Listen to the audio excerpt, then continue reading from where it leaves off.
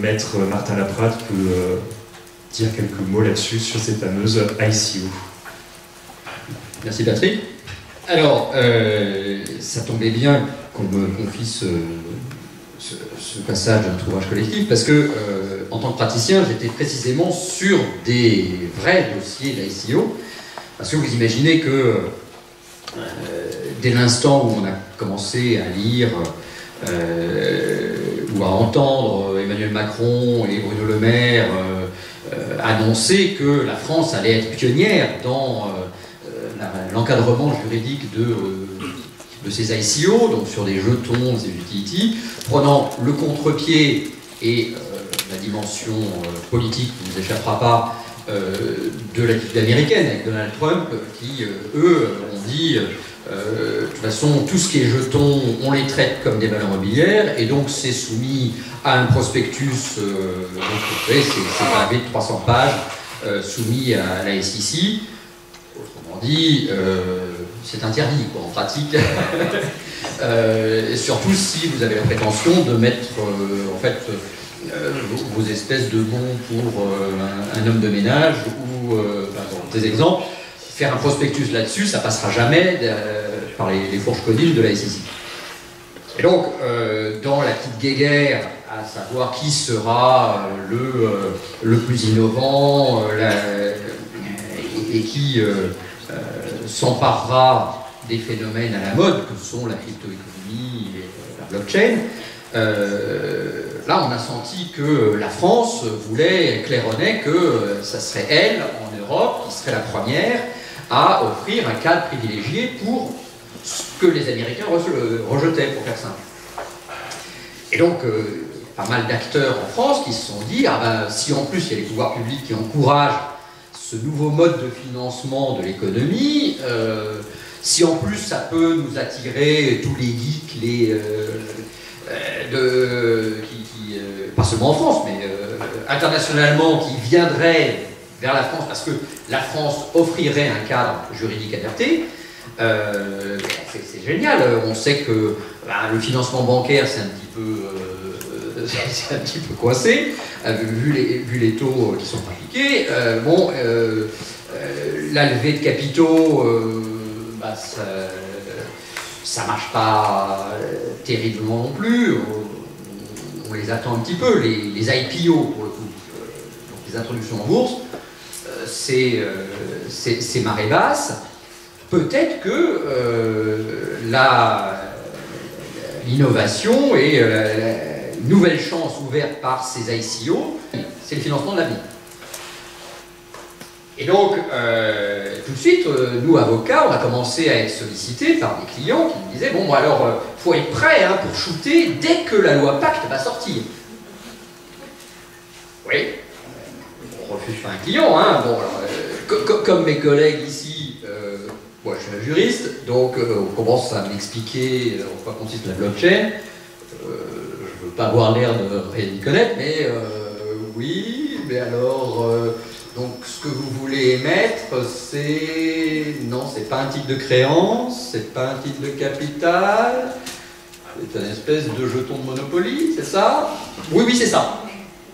Et l'exemple qui nous a été donné, parce qu'il y a des intermédiaires qui se spécialisent là-dedans et qui vendent ça aux clients en disant, vous savez, comment vous dire, c'est comme un jeton de manège.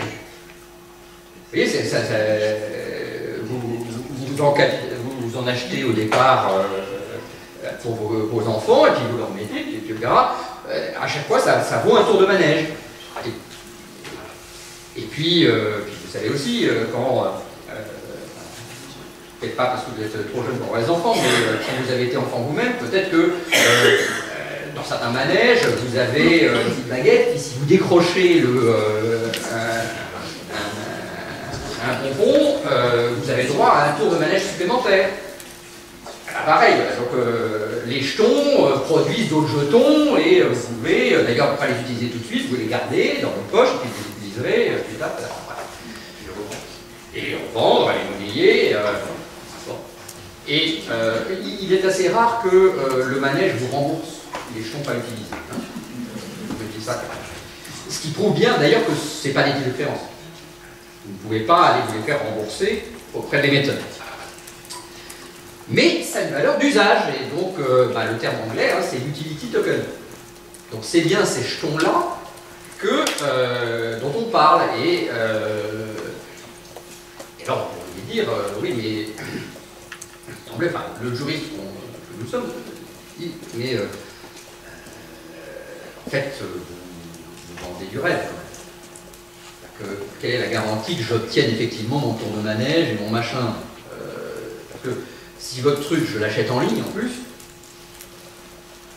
qu'est-ce qui me dit que ça me donnera vraiment un tour de manège et que je pourrais faire reconnaître, etc. Bref, immédiatement des tas de questions sur, mais qu'on avait potentiellement déjà sur les valeurs mobilières, les instruments financiers, encore plus du moment que c'est dématérialisé. Hein. Et là, j'ai entendu mes collègues se souvenir du temps béni où il y avait un support papier. Alors, ceux de mes étudiants qui sont dans la salle ne sont pas surpris. Moi, je commence la première séance à leur montrer ça. Donc ça, c'était avant 1980. Hein. Ça, c'est un titre au porteur d'une action. Alors évidemment, j'ai trouvé un truc qui s'appelle Jantet, comme mon cabinet d'avocat, donc ça me fait les étudiants. Ok, il y a marqué 500 francs au porteur. Mais qu'est-ce qui me prouve que ça vaut 500 francs? Et qu'est-ce qui me prouve que ça vaut 500 francs? Surtout si on me le paye avec ça. Alors, vous aurez reconnu, sans que je donne la marque, mais quand vous envisagez une ICO, vous êtes en train de vendre ça, et encore, c'est même pas un titre de capital, c'est votre utility token, et on va vous payer en ça. En Bitcoin, où on était. Ah ouais, intéressant comme challenge pour l'avocat. Donc c'est ça que vous voulez faire? Vous êtes prêt à me payer. Alors, comment dire? Est-ce que vous acceptez d'être payé en ça? Non, sans blague. C'est ce qu'on nous a proposé. C'est que vous investissez sur un domaine que vous ne comprenez pas, actuellement. En tant que juriste, vous avez même... ça bouleverse toutes vos convictions. Alors, on est en train de parler de type de propriété sur un truc virtuel, payé en truc qui est une monnaie de singe.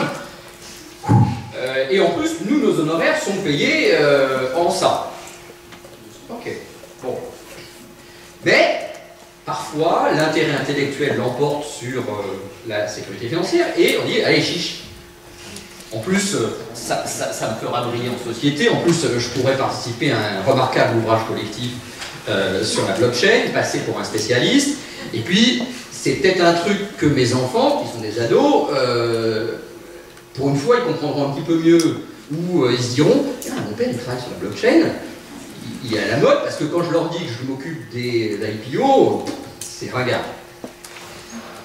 Donc là, on se jette à l'eau. Et on se jette à l'eau en octobre 2018, parce que on nous avait... Enfin, les rumeurs disaient que le projet Pacte était attendu incessamment sous peu. Octobre, peut-être novembre, puis décembre, et finalement, ça a été le mois de mai 2019. Enfin, pendant tout ce temps-là, vous commencez à travailler, vous essayez de comprendre de quoi il retourne, et puis, à chaque fois que vous faites un pas en avant, il y a des difficultés sans nom. Et donc, ces difficultés, on les a identifiées au fur et à mesure qu'on essayait de monter notre dossier. Et puis on commence à prendre contact, d'abord comprendre ce qu'on est en train de vendre, qu'on va nous payer comme ça. On comprend avec les premières ébauches de la loi Pacte que déjà on est en train de parler vraiment d'utility token. Et non pas de security token. Parce que les security tokens, en fait, c'est juste des instruments financiers comme les autres, simplement. On les transfère sous forme de dispositif d'enregistrement électronique partagé, le DEEP.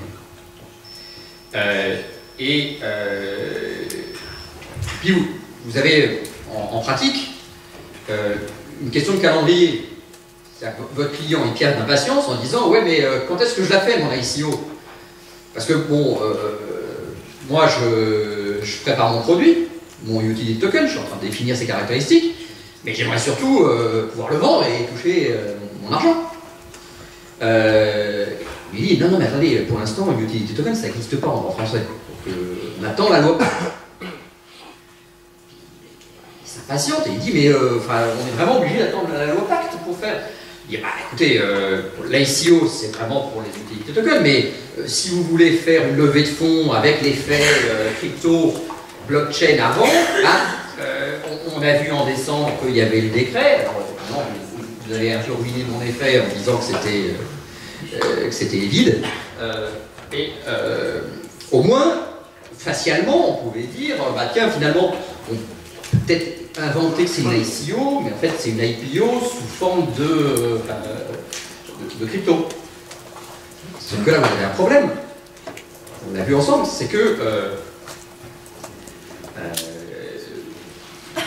vous ne pouvez pas le faire, utiliser la blockchain comme transfert de propriété sur, on va dire, des actions tokenisées, si ces actions sont admises sur une plateforme de négociation, donc cotées pour faire simple. Or, en tout cas, ceux de mes étudiants qui sont là, je leur ai souvent expliqué que c'était bien joli d'introduire en bourse ou d'offrir au public, mais ce qui intéresse essentiellement les gens, c'est la possibilité de revendre. Et donc de bénéficier d'un marché secondaire derrière. Enfin, vous nous fourguez, vous offrez au public vos tokens. Et ensuite, comment je le monnaie? Et là, si vous n'avez pas de plateforme pour revendre derrière, personne n'en voudra de votre IPO, ICO. Et là, vous réalisez en fait que vous pouvez peut-être envisager que ça ne soit pas une plateforme électronique, ou peut-être l'émetteur faire sa propre bourse interne. Il existe parfois dans les sociétés familiales, et on internalise le marché.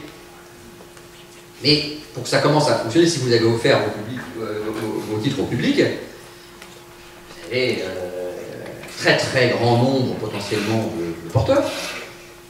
Et là, vous avez un souci, c'est que donc vous ne cotez pas, mais vous ne pouvez pas faire coexister avec le repli. C'est-à-dire que l'un exclut l'autre. Et donc vous ne pouvez pas passer de l'un à l'autre, comme on pourrait le faire dans n'importe quelle société où vous décidez d'être nominatif ou porteur. Donc nominatif, le registre il est tenu par la société. Et puis par ailleurs, si vous voulez fluidifier les transactions, vous allez mettre au porteur. Ben là, c'est pas possible. Donc au bout d'un moment, on s'est dit, ben non, même en passant par un security token, faire une ICO avant la loi Pacte, juste pour bénéficier de l'effet de mode, ça va pas marcher parce que derrière, on vous dira tout de suite, non mais votre truc, j'en veux pas parce que je peux pas le revendre. Le revendre sur une plateforme, ni même sur un dépositaire central. Donc on oublie. Et donc on attend. Et alors, la promesse de la loi Pacte, surtout quand on vous dit l'ICO va vous permettre d'offrir au public, c'est quoi notre public? Ah, c'est simple, on va utiliser la définition de l'article L411.1 du Code monétaire financier. Alors, je vous préviens tout de suite, cette définition a disparu le 21 octobre dernier. Ah. Et donc, désormais, la définition, elle n'existe plus en droit français. Vous l'avez dans le règlement européen sur les prospectus. Et européen sur les prospectus, je ne vous parle pas des tokens, encore moins des utility tokens, puisque ce ne sont pas des instruments financiers. On vous dit, et c'est intéressant parce que cette définition, c'est indicatif dans le règlement prospectus, une offre au public, c'est toute communication adressée par tout moyen à des investisseurs pour leur donner de l'information sur un investissement potentiel. Il ne faut pas échapper que la notion de public n'est pas là. Donc en fait, une offre au public au sens de la réglementation, sur les instruments financiers, c'est une offre. Je vais pouvoir faire une offre. Et on vous dit, attention, n'est pas une offre au public, une offre faite à un nombre limité de personnes. Du moment qu'ils agissent pour compte propre. Et là, je ne vais pas revenir sur ce qui a déjà été signalé par mes prédécesseurs. La difficulté avec la blockchain, c'est que c'est l'anonymat. Vous ne savez pas, à la lecture de la clé publique, c'est le pseudo, qui se cache derrière le pseudo. Donc, vous ne savez pas, quand vous êtes un émetteur, si le pseudo qui vous achète agit pour compte propre ou pour compte de tiers. Donc, là aussi, il y a eu une espèce de transposition, CTRL F, à la va-vite, avec, on prend le concept qui existe en instrument financier et on le transpose en disant qu'on va raisonner sur les mêmes bases. Mais là encore, la blockchain n'est pas adaptée à Vous ne pouvez pas savoir à l'avance combien de personnes vont souscrire. Est-ce qu'ils vont agir pour compte propre ou pas? On se dit, bon, ben, de toute façon, nous, ce qu'on veut faire, c'est une SEO, c'est faire un maximum de pubs, donc pas de problème, on va faire une offre publique, c'est ça qu'on veut faire. Donc, peu importe le placement privé sur token, c'est pas notre sujet, nous, on veut vraiment... Et là, c'était quoi la carotte et la promesse d'encadrement juridique? On vous dit, on vous explique ce que c'est qu'une offre publique token, on vous explique ce que sont les tokens, et puis surtout, la promesse c'était, dès lors que vous avez la possibilité de rédiger un prospectus qui va être soumis au visa de l'AMF, et si c'est une faculté, on ne l'impose pas, c'est pas comme pour les instruments financiers, peut-être. Mais si vous choisissez de faire un effort de transparence et d'aller demander le visa de l'AMF, eh bien écoutez, la promesse derrière, d'une part, ça va rassurer vos investisseurs potentiels. L'AMF a accordé son visa, super. Mais en plus, derrière, ça vous a... Et c'est là le vrai Graal et la vraie promesse de la loi Pacte. Vous verrez que, malheureusement, c'est une promesse pas tenue. Vous aurez la possibilité de convaincre les banques d'accepter de vous ouvrir des comptes bancaires pour recevoir les fiat, c'est-à-dire les euros, qui vous seront remis lorsque vous convertirez la monnaie singe qui vous aura été remise en échange de votre papier. Or, il ne faut pas se leurrer. Si je cherche à lever des fonds, je peux lever beaucoup de fonds sous forme de petits papiers de Monopoly, c'est pas ça qui va me permettre de payer mes salariés, de payer mes fournisseurs, de concevoir mes produits réels, eux.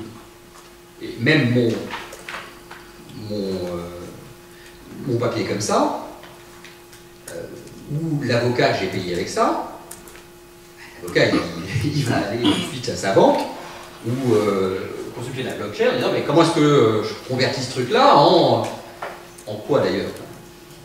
On m'a payé 500 en Monopoly, mais ça vaut en euros. Là, on commence à réaliser que ça change tous les jours, toutes les minutes, que rien ne nous garantira que... Très bien, je prends le risque. Mais si, en plus, la banque refuse d'inscrire les euros à mon compte, en me disant, mais d'où ils viennent ces euros? Ah ben, pas de problème, j'ai été payé avec ça. Mais ça vient d'où? Oh, ça vient de ça. Attendez... vous savez que nous, les banques, on a des obligations de déclaration, de soupçon, sur les opérations où les fonds proviendraient d'entreprises mafieuses, de terrorisme, etc.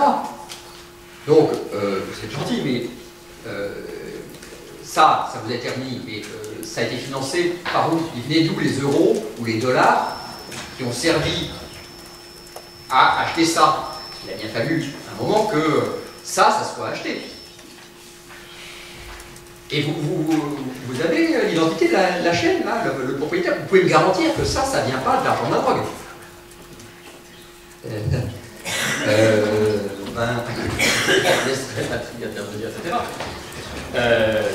Mais ça, c'est impossible à garantir. Et donc, on savait qu'on avait un problème avec l'ouverture des comptes pour héberger les euros qu'on aurait changés contre ça. La loi Pacte, elle a dit, des prospectus, visa d'AMF, égale droit au compte. Génial, on y va. Et bien, en cours de discussion de la loi Pacte, le Sénat s'y est opposé.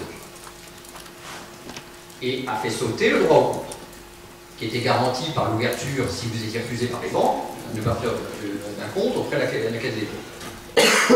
Cette disposition a sauté. Moyennant quoi, la loi Pacte, elle ne sert à rien. Et je l'ai vécu, parce que plus on commençait à se rapprocher de la date de la loi Pacte, de la promulgation, plus on a commencé à des démarches pour anticiper auprès des établissements bancaires. On a fait toute la place de Paris. Aucune banque n'accepte, même prospectus, pas prospectus, d'ouvrir des comptes à des gens qui y verseraient des euros qui proviennent de la blockchain, de la crypto-économie, pour faire ça. Et je vais conclure parce que je ne pourrais pas traiter ma tête. En fait, je vais vous dire, voilà, tout ça pour ça, on va pas l'acheter, ça ne sert à rien. Mais bien sûr qu'il faut l'acheter. Pourquoi? Parce que ce qui rend la chose économique intéressante, c'est à partir d'un moment, du moment où ce blocage des banques cédera. Et ils ne céderont pas devant la loi. La loi, de toute façon, les contraint pas, les oblige pas à ouvrir. Et à ne pas vous fermer, parce que vous avez compris que si vous arrivez avec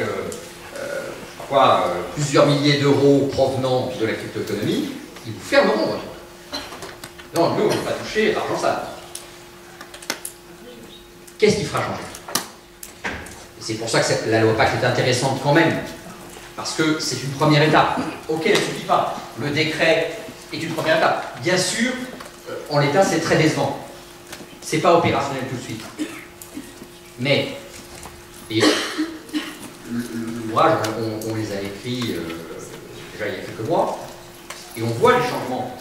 Comme disait Patrick, c'est tous les jours que dans la presse, on voit que c'est en marche. Le jour où vous aurez un Amazon, un Google, qui lancera ses propres actifs tokens, qui se fera payer des milliards de dollars, et qui cherchera une banque pour déposer les milliards de dollars, quelles seront les banques qui refuseront? Et c'est pour ça que l'initiative Libra de Facebook est intéressante. C'est qu'on voit bien, ouais, ils sont précipités, vous êtes les premiers, bon, ils se heurtent à toute la levée de bouclier. Mais c'est là qu'est le véritable avenir. C'est que, économiquement, quand on sera forcé, les banques seront forcées d'accepter de pactiser avec cette crypto-économie, là, vous pourrez à fond profiter des mécanismes mis en place par le Pacte.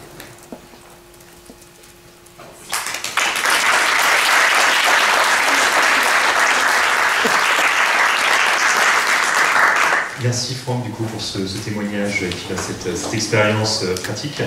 Je vais passer le micro à Maxime qui voulait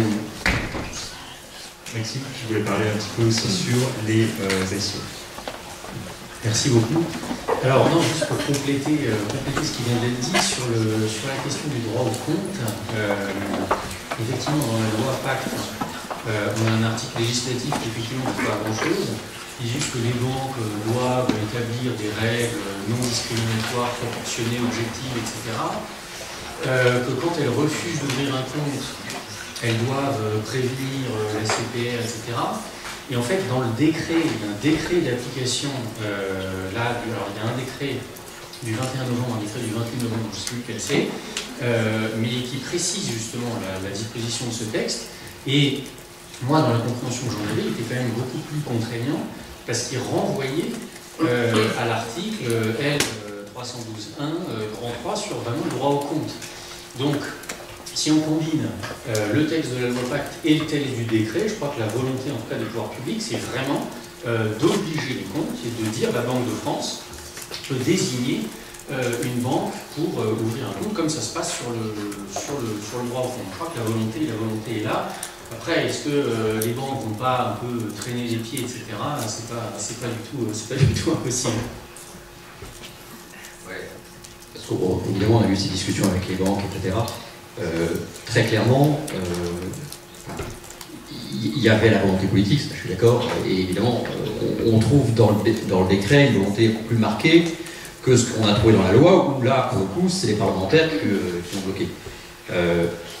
Ce qui nuance un petit peu, c'est par exemple le rapport Tracfin qui est sorti concomitamment à l'étude de la loi, qui en gros disait, mais vous pouvez imaginer tous les cas KYC que vous voulez, etc. Ça ne sera jamais satisfaisant au regard du degré de certitude et de sécurité que nous recherchons pour exclure toute contamination de l'économie officielle par les bitcoins et les machins, les trucs qui en fait financent le terrorisme, la pédopornographie, compagnie. Il y a la levée de bouclier que vous avez sur le Libra et compagnie, c'est aussi parce qu'on sait très bien que, et oui, j'avais noté ce truc-là, je ne sais plus qui parlait, je crois que c'est toi, Patrick, de Sobrine, ouais, qui ferait une sorte de centralisation des données qui permettrait d'avoir un registre universel. Non, c'est l'authentification des... Mais on sait que la blockchain s'est développée grâce à l'anonymat qu'elle promettait, grâce au fait que ça n'apparaissait pas sur les radars des États, sur les radars du fisc et compagnie. Donc, qui me garantit que les données collectées par Sovereign ou n'importe quel provider de KYC, etc., ne va pas se retrouver ensuite chez nos amis Bercy. Et là, l'enjeu il est là aussi. C'est-à-dire que les gens ne veulent pas non plus donner leur identité. Ce qui était sympa avec la blockchain, c'est que on s'en sort avec des pseudos. Vous ne savez pas qui je suis, on ne fonctionne que par pseudo. Dès que vous allez commencer à vouloir marier les deux et avoir une communication entre l'économie officielle et l'économie souterraine de la blockchain, la question de la sécurité, la question de la fiscalité, de la nationalité se pose. Tant que la blockchain, c'est un truc Internet, il n'y a pas de nationalité, il n'y a aucune loi qui s'applique. Vous le connectez à je veux pouvoir le convertir en euros ou en dollars. À ce coup, vous avez la réglementation des pays souverains. Vous allez dire, attendez, voilà, d'où ça vient, qui êtes-vous?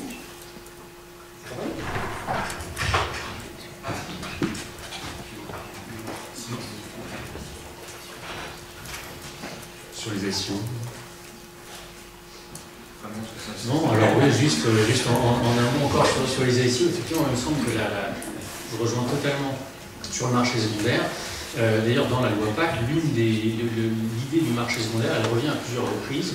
Dans le document d'information, il faut indiquer donc, les risques de l'opération, etc. et les possibilités de marché secondaire. Dès que les tokens sont admis sur un marché secondaire, il faut prévenir les porteurs, etc. Et clairement, les gens qui souscrivent à une SEO, ils le font en se disant, en gros, le but, c'est que les titres, les tokens prennent de la valeur. En gros, si leur valeur baisse, peut-être que je les utiliserai, mais mon principal objectif, c'est que la valeur monte, et à ce moment-là, je les céderai sur un marché secondaire. Concrètement, les marchés secondaires, c'est les plateformes d'échange, donc c'est Binance, c'est Token, c'est Coinbase, etc. Enfin, c'est ça, les plateformes d'échange. Sauf que la grosse difficulté là-dedans, c'est de savoir en fait quand est-ce qu'on est dans le jeton au sens de la loi Pacte et quand est-ce qu'on est dans un véritable titre financier. Parce qu'en fait, même sur les plateformes d'échange, dans les textes du Code monétaire et financier, la définition de la plateforme d'échange, c'est un système avec la rencontre d'intérêts, etc., sur des instruments financiers. On a ça pour les marchés réglementés, on a ça pour les MPF, on a ça pour les ETF. À chaque fois, le critère, c'est l'instrument financier. Question, quel est le point de départ entre un titre financier inscrit en blockchain, un titre de capital, une obligation, et un jeton? Et là-dessus, les textes disent rien, puisqu'ils nous disent juste qu'un jeton, en gros, ils nous disent un jeton, c'est n'importe quel droit qui est inscrit en blockchain. OK. Et, alinéa 2, le régime des ICO s'applique aux jetons, sauf ceux qui présentent les caractéristiques d'un titre financier. Mais c'est quoi ces caractéristiques? Mystère. Alors, là, c'est peut-être la grosse difficulté. Et là, en fait, on peut y avoir effectivement le jeton qui donne droit à des heures de ménage. Sinon, ça ne correspond pas à un titre de capital. Est-ce que ça ne correspondrait pas quand même un peu à un titre de créance? Ben, c'est une créance de service. Oui, mais c'est une créance quand même. Alors, est-ce que le titre financier, c'est forcément une créance d'argent? Certains auteurs vous disent non, et ils prennent l'exemple. Des obligations remboursables en actions, on dit une obligation remboursable en actions, c'est une obligation qui ne donne pas droit à de l'argent et qui donne droit à autre chose. Donc, un titre financier, ce n'est pas forcément un droit de l'argent. Le problème de cette analyse-là, c'est que si on ne peut pas faire le départ en fonction de la nature financière, en fonction de savoir si c'est de l'argent ou pas de l'argent, la distinction devient très ténue. Puis ensuite, on peut imaginer des tas de choses.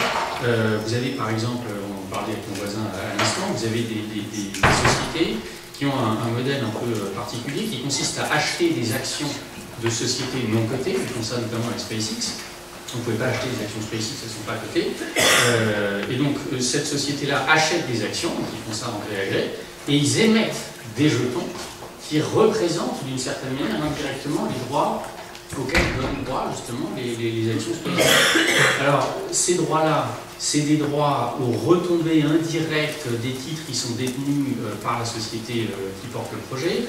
Est-ce que c'est des titres financiers? Est-ce que voilà? Et en gros, à chaque fois, la question elle est ultra importante parce que si vous dites que c'est des titres, on bascule intégralement dans le régime des titres financiers. Et à ce moment-là, votre cotation du jeton sur Binance, il est illégal, la cotation est illégale, le contrat de cotation est illégal, parce que c'est des titres financiers, que vous êtes sur une plateforme d'échange, et que pour être sur une plateforme d'échange sur des titres financiers, il faut être admis en DCT. Donc c'est ça aussi l'une des grandes questions, c'est celle de la qualification. La loi Pacte nous dit qu'il y a des jetons qui présentent les caractéristiques d'un titre financier, mais elle ne dit pas quelles sont ces caractéristiques, donc c'est à l'interprète de deviner, de réfléchir, c'est l'une des difficultés.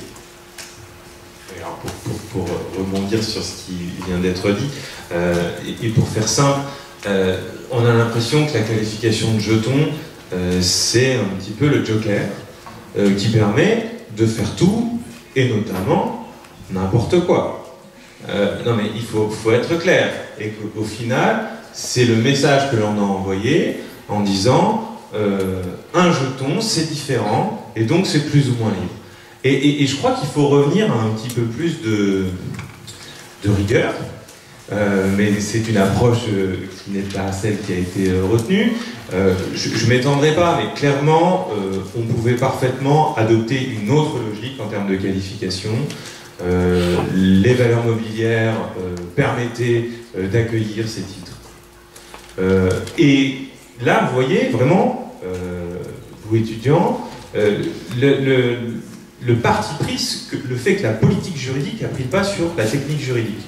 On a dit, voilà, on veut être accueillant, avoir une législation quasiment inexistante, hein, et sauf pour dire ce que c'est, dans l'état actuel des choses, et pour ça, on va créer une nouvelle catégorie. Ce qui est vraiment un parti pris qui est assez discutable. Pourquoi? Parce que ça veut dire que dès que l'on aura à l'avenir de nouvelles créations, de nouveaux type d'instrument financier, eh bien on va créer une nouvelle qualification qui ne sera pas un instrument financier, qui ne sera pas un titre financier, et on aura un régime accueillant. Bon. Et ensuite, tout bon juriste, normalement, une qualification appelle un régime cohérent, et normalement, une qualification permet de distinguer deux éléments, enfin deux qualifications sont différentes. Et là, c'est vraiment, enfin, alors le jeton utilitaire, bon, on voit bien, c'est pas un droit de créance monétaire, mais quelle est la différence entre un jeton, un security token, donc un jeton qui ressemble à un titre de capital, et un titre de capital inscrit en blockchain? Ben, pour ma part, certaines personnes vous disent oui, il n'y a aucun argument, on n'en sait rien. On ne sait pas. Or, dans un cas, on vous dit la voie est toute tracée, quand c'est un titre financier qui est inscrit en blockchain, alors on va appliquer ce régime, etc., etc. Et donc, en gros, vous allez avoir un cadre et des contraintes. Et puis, à côté, eh bien, vous avez une sorte de paradis réglementaire où, ah non, ce n'est pas un titre, c'est un security token. Et là, je pense qu'on va avoir des difficultés. Donc, là, pour l'instant, c'est des difficultés pour faire les opérations. Mais après, une fois qu'elles seront réalisées, on aura des difficultés, parce qu'il va y avoir des abus. Vous voyez, là, par exemple, le fait d'émettre des titres qui représentent d'autres titres. Que vend-on exactement à l'investisseur? Quels sont les droits? Qui est émetteur? Émetteur de quoi? Toutes ces questions se posent, et ça, c'est pas la blockchain. La blockchain, c'est une technologie. Après, quand vous émettez un titre qui confère un certain nombre de droits, il y a un débiteur, c'est l'émetteur, et il y a des droits qui donnent des droits à l'investisseur. Et là, il ne faut pas tout confondre. On peut offrir un cadre réglementaire adéquat, adapté, c'est une chose, mais il en est une autre que d'offrir un cadre très et peut-être trop libéral. Donc oui, aux États-Unis, ils ont plutôt pris le parti de dire c'est la même chose que des titres financiers, des titres, et donc passez votre chemin. Et nous, on a pris peut-être une voie, un peu trop rapide, et deux, extrême. Merci. Sachant qu'il y a d'autres voies possibles, Malte, ils ont mis en place une régulation spécifique avec un régulateur en disant voilà, on ouvre mais on contrôle.